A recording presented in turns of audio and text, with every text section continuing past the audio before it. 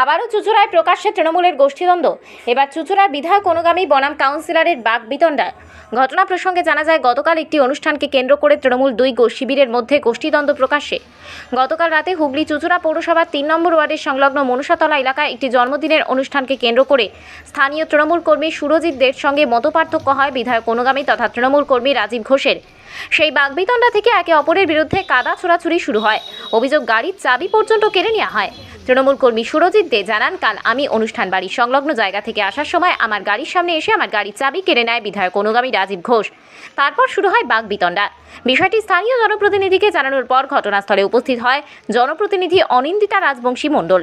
কাউন্সিলরের অভিযোগ, তাকে দেখে তার বর্ণ তুলে গালিগালাজ করেন বিধায়ক অনুগামী রাজীব ঘোষ।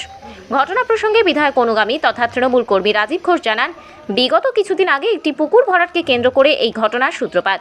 বিধায়কের সেই পুকুর পরিদর্শনের পর থেকেই বলেন, আমাদের এখানে স্থানীয় জনপ্রতিনিধির অনুগামীরা তারপর থেকে ক্ষিপ্ত। তিনি জানান, কালকের ঘটনা তার সিসিটিভিতে বন্দী হয়ে রয়েছে। রাজীব অভিযোগ করেন, সুরজিৎ সহ বেশ কিছু ছেলে মদ্যপ অবস্থায় রাতে তার বাড়িতে চড়া হয়।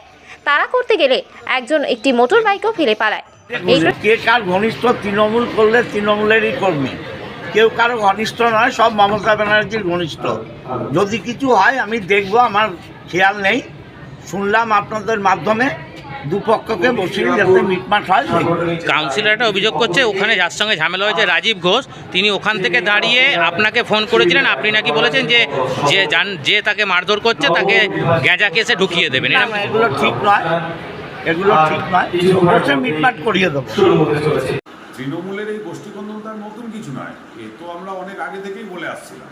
এখন যেটা আমরা দেখতে পাচ্ছি যে এটা বাইরে ক্রমশ প্রকাশ পাচ্ছে। আগে এটা ঘরোয়াভাবে হতো, এখন প্রকাশ্য মিডিয়ার সামনে দেখা যাচ্ছে, থানা পর্যন্ত চলে যাচ্ছে এই গোষ্ঠীদ্বন্দ্ব। আগামীতে এটাও দেখব যে এক গোষ্ঠী আর এক গোষ্ঠীর উপর আঙুল তুলছে এই বলে যে কত টাকা কাটমানি দিয়েছে।